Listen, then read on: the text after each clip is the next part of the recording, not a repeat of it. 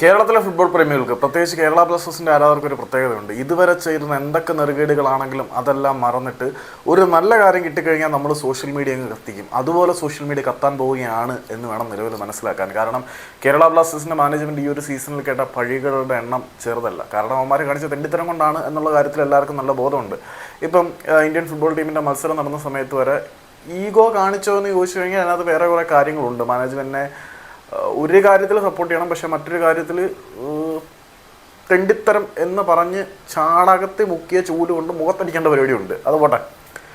ഇപ്പം കേരള ബ്ലാസ്റ്റേഴ്സിൻ്റെ ആരാധകർ സോഷ്യൽ മീഡിയ ഇന്ന് രാത്രി മുതൽ നിന്ന് കത്തിക്കാനുള്ള സാധ്യതകളുണ്ട്. കാരണം കേരള ബ്ലാസ്റ്റേഴ്സ് ഈ ഒരു സീസണിൽ ഒരു ഫേസിൽ ആരാധകരുടെ എതിർപ്പുകൾക്ക് ശേഷം നടത്തിയ സൈനിങ്ങുകളെല്ലാം മികച്ചതാണ്. ഫാലോണ്ടി എന്ന് പറയുന്ന ഒരു താരത്തിനെ കൊണ്ടുവന്ന് നമ്മളുടെ മനം കവർന്നു തുടങ്ങി. അതിനുശേഷം ഒരു മൊറോക്കൻ മതിനിര താരത്തിനെ കൊണ്ടുവന്ന് ഇവിടെയും ബ്ലാസ്റ്റേഴ്സ് നിർത്താൻ പോകുന്നില്ല. റെലഗേറ്റഡ് ആയി പോകരുത് എന്നറപ്പിച്ച് നഷ്ടപ്പെട്ടു പോയ ആരാധകരുടെ പിന്തുണ മുഴുവൻ പിടിച്ചെടുക്കാൻ വേണ്ടിയിട്ട് കേരള ബ്ലാസ്റ്റേഴ്സിൻ്റെ പ്രതീക്ഷകളെ മുഴുവൻ സാറ്റിസ്ഫൈ ചെയ്യുന്ന തരത്തിലൊരു വിദേശ താരത്തിൻ്റെ സൈനിങ് ബ്ലാസ്റ്റേഴ്സ് കംപ്ലീറ്റ് ചെയ്തിട്ടുണ്ട് എന്നാണ് അറിയാൻ കഴിയുന്നത്. അപ്പം ബ്ലാസ്റ്റേഴ്സിന്റെ ആരാധകരുടെ പ്രതീക്ഷകളെ ആളിക്കത്തിക്കുവാൻ വേണ്ടിയിട്ട് ഒരു സൂപ്പർ താരത്തിന്റെ സൈനിങ് കേരള ബ്ലാസ്റ്റേഴ്സ് ഇന്ന് അനൗൺസ് ചെയ്യും എന്ന് ഇൻസൈഡ് റിപ്പോർട്ടുകളുണ്ട്.